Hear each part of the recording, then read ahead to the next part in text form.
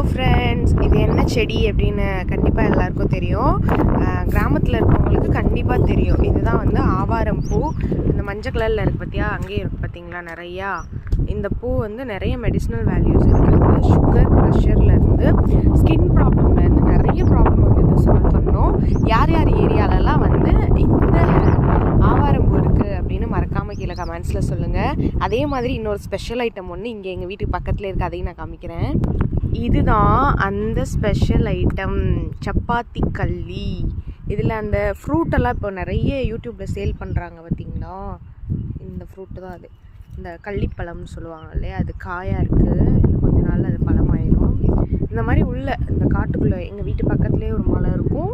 இந்த காட்டுக்குள்ளே பார்த்திங்கன்னா நிறைய இருக்கும். யாருக்காவது இந்த பழம் மட்டும் வேணும்னா சொல்லுங்கள், நான் சும்மாவே உங்களுக்கு பிடிங்கி அனுப்புகிறேன். இதுவும் நிறைய மெடிசினல் வேல்யூ உள்ளது தான். ஆவாரம் பூ பார்த்திங்கன்னா இந்த காடு ஃபுல்லாக